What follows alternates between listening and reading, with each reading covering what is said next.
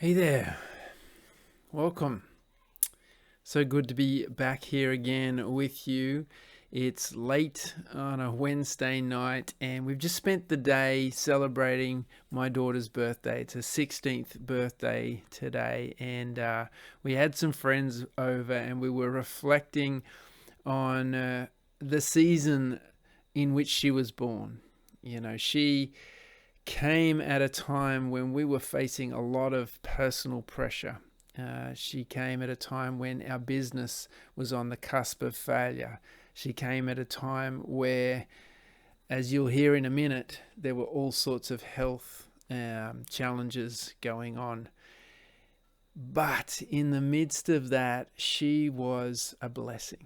She was a shining star, bringing us so much joy. And, whenever we celebrate her birthday, I do think of that story. We went back to Hat Head just last weekend, and, that's where the story sort of starts. And so it really took me back there. And I thought it would be great to share that story with you. It's a chapter out of my book. It's the start of the growth-focused mind chapter in my book. So, there's a lot of other concepts woven in there, and I just thought it'd be really great to share that with my friends here, with you here on the podcast. So here it is. Hope you enjoy it. Chapter 13, The Growth-Focused Mind. You can choose comfort or you can choose courage, but you cannot have both. Brené Brown. At the end of 2007, I decided I wanted more than my teaching job could give me. I felt redundant in the institution, and I wanted to make a bigger difference in the world than twisting teenagers' arms to see the relevance of mathematics. I know now that every teacher feels this way sometimes, but back then, I thought it was just me. My wife Sophia and I combined our passions and we started Heartmade Gifts, a gifts business that bundled together beautifully handmade and organically produced products. We found people who loved what they did but didn't necessarily love sales, and we positioned our gifts to customers who recognized their quality and their value. I didn't realize it at the time, but the core mission of this business was helping others to thrive doing what they love, the same as it is today. It felt great to be off on a new adventure together, being creative, full of hope and possibility, mingling family life with the workday and building a community of people who thought like we did about health and authentic living. We compiled talented artisans' work together into amazing gift packages and sold them through a combination of party plan, markets, and online sales. It went pretty well for a while, but our network wasn't really large enough to support us, and we had to travel further and further to reach new markets. This cut into the family lifestyle we'd set out to create, and also into our profit margins. 18 months later, after 3 months of consistent decline, the business was in trouble. After a disappointing Valentine's Day, we were now several $1,000s in debt, and with Easter holidays on the horizon, we figured this was our last chance to make a profit before we'd have to accept defeat and close up. I sourced some special organic chocolate Easter eggs and giant bunnies. These were premium products, perfect for our target market. I bought several $1,000s worth of stock on credit. We were pregnant again and expecting number 4, which was adding to the pressure, but we decided to take a week away and rejuvenate before the new baby came. We found a cheap holiday house an hour away in a quiet fishing village and enjoyed some much-needed reconnection time and rest. 3 days before the holiday ended, disaster struck. After a beach walk, Sophia, who was heavily pregnant, slumped into a deck chair at another holiday house that her sister was staying at. The chair had no traction on the slippery deck, and Sophia slid backwards, then tipped, toppling off the edge of the deck. The deck was about a metre off the ground and had no railing. She turned sideways as she fell and went shoulder first into the solid concrete driveway. I was away at the beach with the kids, and by the time I came back, the ambulance had arrived. We drove together to the hospital. She was put in a cast and we were sent back to Port Macquarie for further scans. Sophia was unusually quiet and withdrawn, putting all her focus into coping with the pain. She was avoiding pain medication due to any possible side effects on the baby. An MRI revealed that the ball joint at the top of the humerus where the arm joins the shoulder was dislodged and completely snapped off the bone and split down the middle into several pieces. Surgery was necessary if Sophia was going to heal with the full use of her arm again. The surgical team consulted with obstetrics and planned to operate the next day. We had a few hours to ourselves. Sophia cried, releasing some of the fear and the pain that she'd been enduring these past 24 hours. Up until this point, we'd been planning a completely natural home birth. We had a midwife booked, Glenn, who now came to join us at the hospital.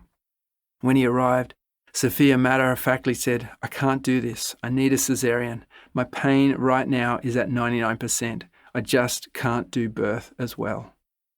Glenn knew how much this meant to her, how much thought and energy and prayers she had put into being ready for her lovely, natural home birth. And he wisely responded, "We can get all that ready for you. It's your call, but you don't need to decide that right now.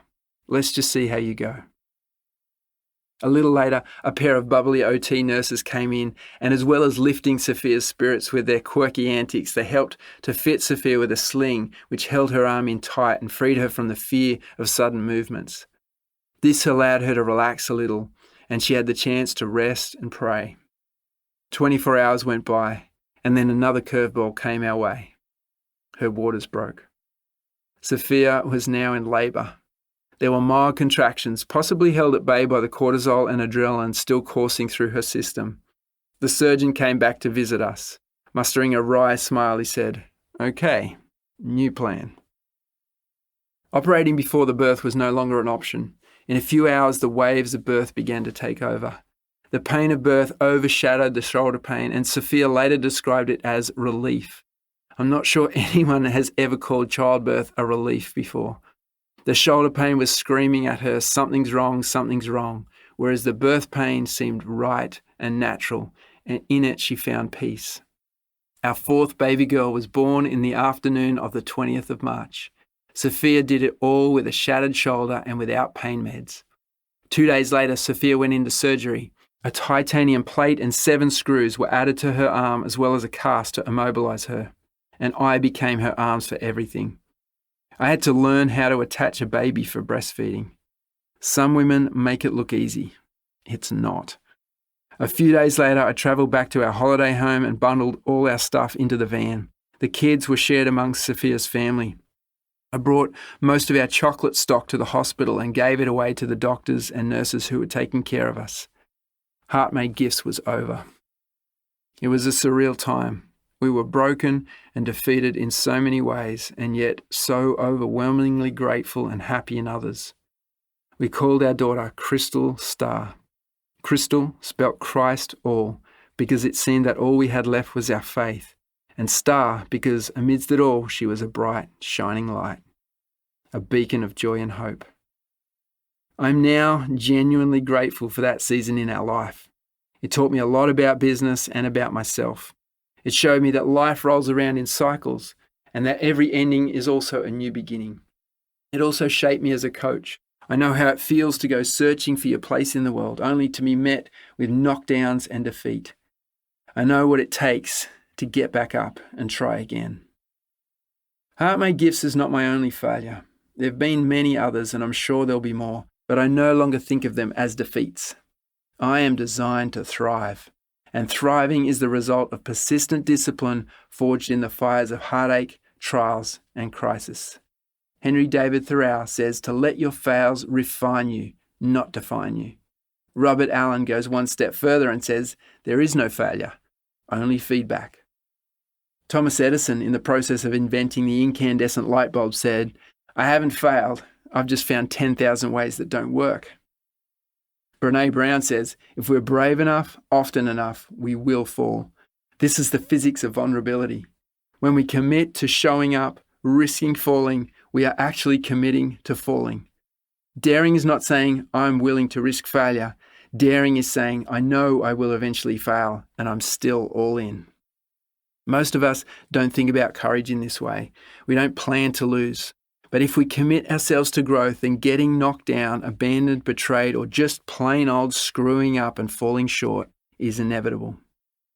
Michael Jordan, who's arguably the greatest sports person of our time, he was cut from his high school basketball team.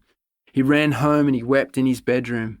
And later, reflecting on his achievements, he said, "I've missed more than 9,000 shots in my career. I've lost almost 300 games.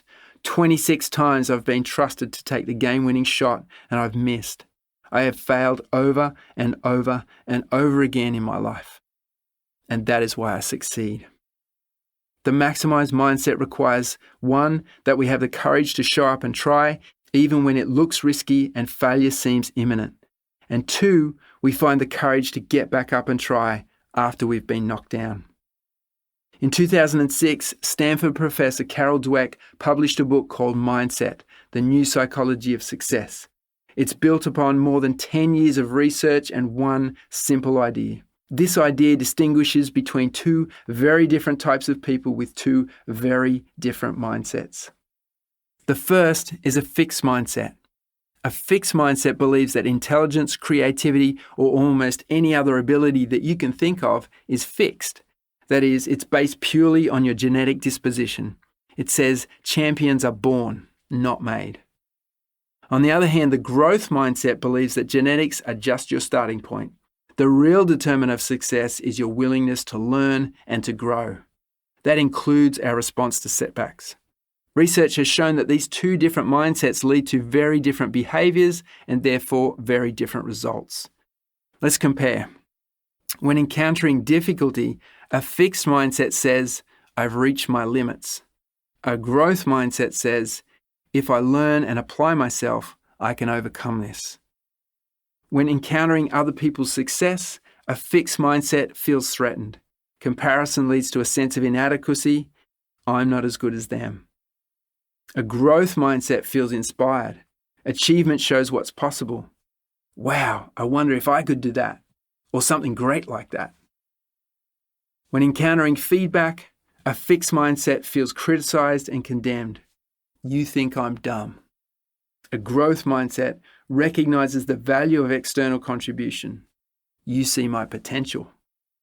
The fixed mindset takes it personally because identity is wrapped up in performance, whereas the growth mindset understands the important distinction between work and identity.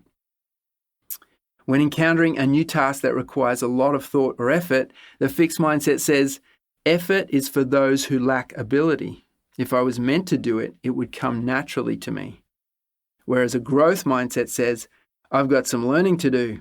Effort is how accomplished people make it look easy. When success is delayed, a fixed mindset says, success follows gifting, opportunity, and luck. The growth mindset understands that success follows consistent effort and perseverance.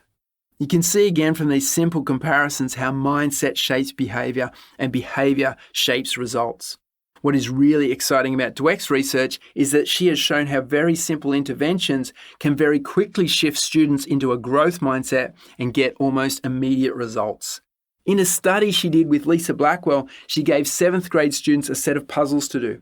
And when they completed them, they gave them 2 very different types of praise. To one group, they said, wow, you did well on these. You must be smart. Now that's fixed mindset praise because it identifies a student's inherent level of ability. And to the other group, they said, wow, you did really well on these. You must have tried really hard, which is growth mindset praise because it identifies the student's effort instead of ability. Then they gave both groups a hard puzzle to see how they would cope with the challenge. And the growth mindset group significantly outperformed the group that had received the fixed mindset praise. The growth mindset group also demonstrated higher levels of confidence, higher motivation, and they persevered with the problems for much longer than the group that had received the fixed mindset praise. And the final test was when they asked the 2 groups to report on their scores to the researchers. The fixed mindset groups lied about their scores more than twice as often as the growth mindset group. What was the difference between these 2 groups? One short sentence. Dweck says, if parents want to give their children a gift, the best thing they can do is to teach their children to love challenges, be intrigued by mistakes, enjoy effort, and keep on learning. That way their children don't have to be slaves of praise. They will have a lifelong way to build and repair their own confidence. Taking control. What language are you using to prime your kids, your class, or your team? What language do you use when you're talking to yourself? The growth-focused mindset shifts our perspective. We are empowered by the belief that we can directly shape our own destiny.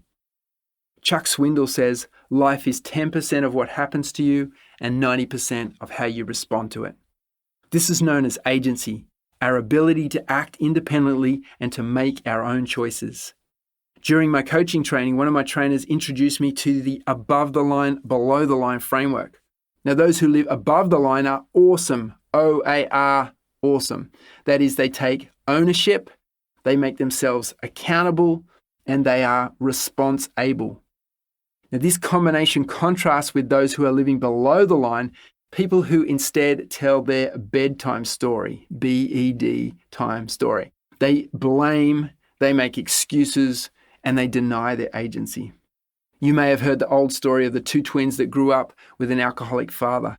One son followed in his father's footsteps and he became an alcoholic. What choice do I have? He said. My father was an alcoholic. The other son never touched a drop of alcohol. How could I? He said. Look what it did to my father. Think like a hero. In 1949, Joseph Campbell published a book called The Hero with 1,000 Faces. In it, he retells dozens of stories from traditional cultures from all around the world, distinguishing this archetype known as the monomyth, or the hero's adventure. Now, what's your favorite book or movie? Is it Star Wars, The Hobbit, Remember the Titans, Bambi? In almost every book or movie, you're going to see Campbell's cycle of transformation. The hero crosses the threshold, enters the unknown. He's supported by a mentor or a wise guide, but eventually faces trials, heartbreak, and his ultimate crisis alone. He is transformed by the experience, and on his return, he brings a treasure, often an internal change, to bestow on his community or family. No one likes pain, but challenges are a fact of life. They're also an essential ingredient to your success story. Stephen Pressfield says, without the villain, you have no story. Whether your demons are the result of external circumstances or whether they rise up from within, the only way we stay motivated in the face of opposition is to understand the role that adversity plays in growth. Hanging in there is key. Angela Duckworth, a researcher at the University of Pennsylvania, calls this grit. Grit is the perseverance and passion to achieve long-term goals. Duckworth calls it sticking with your future, and her research shows that it is a crucial attribute of high achievers. When you recognize that you are the hero in your own story, you know resistance is coming, but you also know how the story goes. Sooner or later, you will prevail. And if you persevere, learn from your mistakes, and never give up hope, eventually you will win. Knowing and beating your enemies. You will face challenges. That's a given. Some are external, some are internal. Most are both. Circumstance can be influenced by actions. That's easy. Internal battles are fought in the mind. Do you recognize any of these? Number 1. False humility. You've probably already bumped into this one in part 1. It arises whenever we dare to speak out the call. A nagging sense of unworthiness that constantly interrupts your thoughts. Not smart enough, good-looking enough, creative enough, disciplined enough, lucky enough, resourced enough, or blank enough. You fill in the blank. Its main weapon is comparison, dripping with condescension. It sounds something like, "Ooh, aren't we thinking big now? No one has ever done what you're thinking about, so why in the hell do you think that you're going to be able to do it? What makes you so special? Don't you think it's time to deflate that ego just a little bit? Come back down to earth. This is reality. You're no good to anyone with your head up in the clouds." Beating false humility. False humility is overcome with true humility. True humility means accepting your innate value as a human being like a small child accepts the love of a parent. They don't doubt it, they don't question it, they didn't earn it, but they believe it without question. They draw confidence from their position, not from their performance. True humility accepts that the calling comes from above and is therefore immune to accusations of arrogance or pride. True humility can rest, secure in the knowledge that we are just playing our part in a much bigger story. Enemy number 2 is second guessing. This is the bane of the creative mind. So many ideas, so little time. When things get hard, we wonder, maybe I made a mistake. Maybe I missed the mark. If this is the right path, it shouldn't be this hard. New ideas lure our attention off track. It's also known as shiny object syndrome. Second guessing stops you from doing real work and instead repeatedly loops you back around to the beginning to make sure that you didn't make a mistake, to re-explore the options, do another plan, and start all over again. Let's look at beating second guessing. It's okay to second guess yourself. It's normal. It's okay to loop back around and revisit your notes, rediscover your why, reflect on the call, and refine your plan. But once you've done that, it's time to do the work. Expect things to get hard. Don't expect a trouble-free journey. 1 or 2 recalibrations is fine, and after that, second guessing is beaten with grit and perseverance. This is self-belief in action. The enemy of perfectionism. False humility and second guessing can stop you from starting. But once you overcome them, perfectionism steps in to stop you from finishing. Perfectionism leverages your desire to be your best and applies an insidious form of comparison that can be summed up in 3 crippling words. Not good enough. Winston Churchill says perfection is the enemy of progress. And John Acuff describes perfection as a poison that pretends to be a vitamin. It is the insistent voice of your inner critic. Let's look at beating perfectionism. Perfectionism is overcome with a growth mindset. A willingness to make and learn from mistakes is key. Focus on the process, not the outcome. We have to be vulnerable. We have to be willing to show up and submit our work. We must stay open to feedback. This takes courage, willing to live all in and to be seen for who we are despite our shortcomings. I'll just add one little thing that isn't actually in the book here, but I want you to know that this book would not be here unless I was willing to be vulnerable and face perfectionism. Perfectionism can be a killer. Enemy number 4 is rejection. Nobody wants what you've got. It quickly morphs into nobody wants you. It provokes deep, visceral fear that chokes momentum. You've spent time discovering your mission, you've designed a smart strategy, and you've stepped out into the arena only to hear nothing. An awkward cough from the back of the room breaks the silence, and shame swoops in. You don't belong here. As human beings, we're wired for connection, and not belonging terrifies us. Beating rejection. Beating rejection is similar to overcoming false humility. You have to know your worth. You must accept the unalienable truth that you have value, not because of what you've done, but because of who you are. And also, it takes time to find your tribe. It's likely that you're going to get some knockbacks on the hunt. There are people out there who want and need what you've got. Be patient, be brave, keep looking. The flow state. All of these voices that come against us are different variations of the inner critic, an internal naysayer that has evolved in us supposedly to keep us safe from risk-taking behaviours. Some of these inputs are helpful. They help to keep us alive. But unfortunately, these voices can also stop us from taking healthy risks that could propel us closer to our full potential. If we're always playing it safe, we avoid risk, we avoid mistakes, and consequently miss out on the intrinsic lessons and growth that these can bring. we can get stuck, stunted, and dormant. Mihaly Csikszentmihalyi is considered one of the founding fathers of the modern positive psychology movement and was the first to identify and research the mental state of flow. Flow, which is also known as peak state or runner's high or being in the zone, is a state in which that constant inner chatter from your inner critic goes away. Dr. Arne Dietrich coined the term transient hypofrontality to describe how the prefrontal neocortex of the brain disengages in flow. So transient, meaning temporary, hypo, meaning decreased, and frontality, referring to the frontal lobe in your brain. So you might assume that in a peak state you use more of your brain, when in actual fact you are using less. The inner critic that resides in the prefrontal cortex finally steps aside and lets you do your work. Time disappears or becomes irrelevant. You're wrapped up in the moment. Action and awareness merge. You are completely absorbed in what you are doing to the point that what you do has become a part of who you are. You are not doing it anymore. You are being it.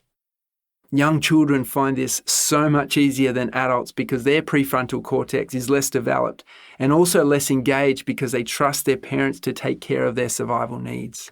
Perhaps this is what Jesus meant when he said, "The kingdom of heaven belongs to such as these," and "Unless you change and become like little children, you will never enter the kingdom of heaven." Studies have shown that this flow state accelerates the path to mastery. It is not only the state of peak performance, it also directly correlates with rapid internal growth. In his book, The Rise of Superman, Decoding the Science of Ultimate Human Performance, Stephen Kotler examines how extreme sports athletes have been able to hack the pathway to flow and the subsequent rapid growth in performance that comes from consistently pushing the boundaries of what's possible. For them, it's quite literally a matter of life and death, and therefore they have to hack the pathway to learning faster and more efficiently. Josh Waitzkin, an 8-time national chess champion in the US and a 2-time world champion in the martial art of Tai Chi Chuan, and the author of The Art of Learning, in which he unpacks the state of flow. Waitzkin doesn't regard his mental or sporting achievements as extraordinary, but rather examples of what can be achieved when we fall in love with the process of growth. Jamie Wheal, in his 2013 TED Talk, Hacking the Genome of Flow, points out that we don't have to leave this state to chance. He unpacks 4 phases that we move through as we approach, experience, and reflect on flow: struggle, release, flow, and recovery. And these phases form a cyclic experience similar to the hero's journey that we looked at earlier. Perhaps we're now just discovering and articulating through science this recipe for mindset that has been embedded in ancient mythology for thousands of years. When I was interviewing Dave Florence, the ambassador for the Flow Code, and he's a Soma breath instructor, I realized the ironic but obvious truth. It isn't struggle that we struggle with. It's the letting go. That's not to say that struggle is not a part of the process. It is, definitely is. We discussed the importance of grit earlier, but there comes a time when we need to enter the rest. If you've ever embarked on any creative adventure, sought to improve yourself through education, or started a new business, or tried to break free from other people's expectations, then you are bound to have come up against the negative voices of the inner critic. And you may also have stumbled across that magical state of productivity and performance, and its afterglow that embeds our learning that we know as flow. Imagine if you could get more of those moments. Brain Activity Training 4. Developing a growth-focused mind in preparation for big life challenges is like honing your mental skills at a combat gym before stepping into the arena. Mental toughness empowers you to take the hits. Perseverance equips you to go the distance. True humility, self-acceptance, grit, perseverance, courage, connection. Develop these in ever-increasing measure, and you will overcome any challenge that life throws your way. Right now, grab your Brain Health Planner. Block out a 30-minute block once a week and add the following activities to your training. 1. Review your notes from part 1. Remind yourself who you are and what you are called to be. Do this often. 2. Make a journal note of a learning opportunity that you have in front of you right now. Now, here's a hint. Any situation or a struggle that is causing you pain or discomfort is an opportunity for growth. Reframe it. How are you going to change yourself or your response to change your results? 3. Breathe. Practice this. In for 5, hold for 2, out for 8. Slow and steady. If you're listening to the audio, let's do it right now. In for 5, hold for 2, and out for 8.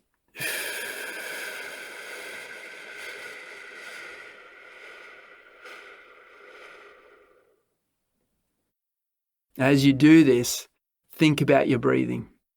In, absorbing life, oxygen, and nourishment that will empower your blood, that in turn flows to your heart, your brain, and your body. Hold, pausing, suspending the moment, halting the struggle. Trust, reflect. This is a metaphor for right now. This is a metaphor for this moment of contemplation. And out, release, freedom, doing the work, living the call. As the air flows out of your lungs, you are releasing the stress, toxins, unwanted ideas, disappointments, and the unhelpful words of your inner critic. You are not blocking it out, you're letting it go.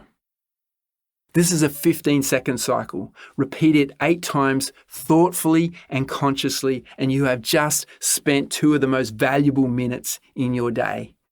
This is a great way to start your day, but it also is a 2-minute exercise that is a practice. You can call on this breathing technique at any point in your day when your stress levels rise and you need to recenter or let go. And do more with less. Another practical change that you can take to get more flow in your life is to put less in your day. And I know that on the surface that sounds counterproductive or just downright impossible, but I want you to hear me out. So whenever you change state from one activity to another, you have to break state and start again. All right? You do your best work when you are absorbed in it. In fact, studies have shown that learning can happen 230% faster when you're in this state, which means that if you can maximize your time in it, you are doing more with less time. If you can maximize your time in flow, you are getting much more done and your time is more efficient. Okay, so let's say you have 6 big jobs that need your attention. You could spend an hour on each of these each day, which means that if you have an hour off for lunch, that's going to make a typical 7-hour workday. All right, but let's look at productivity. So it usually takes at least 30 minutes to orientate yourself with a task and to drop into flow. So in the example day I just gave, because you've got to spend half an hour for each task, you're spending 3 hours organizing yourself and thinking about working, and another 3 hours actually working productively. Okay? Now, what if you could reorientate your week? What if you could spend 3.5 hours working on one project? So it still takes you 30 minutes to orientate yourself with the task and get into it. But for the next 3 hours, you are absorbed in it. And so what if you could take a lunch break, come back and do that again? That's another 30 minutes to get into it and another 3 hours of focused, productive time. And so that means at the end of an intense 8-hour workday, you have completed double the amount of productive work time that you would have achieved in a week if you were working the other way. Okay? So imagine being twice as productive and then having 4 extra days to work on other things that are important to you. How would that change your life? Doesn't that make it worth trying to restructure your week? Now, I know that real life wars against this type of singular focus. Life is a cacophony of competing priorities. And I know that the example I gave above is probably an oversimplification of the million different responsibilities that you deal with every day. All right. I get it. All right. Boy, do I get it. But what if you could make one small tweak to your weekly schedule that allowed you to spend some time in the zone?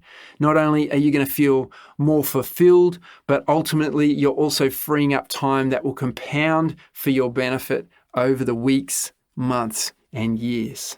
It is definitely. What do you think? It's pretty good, hey? I listen to that and I think, wow, there's so much in that.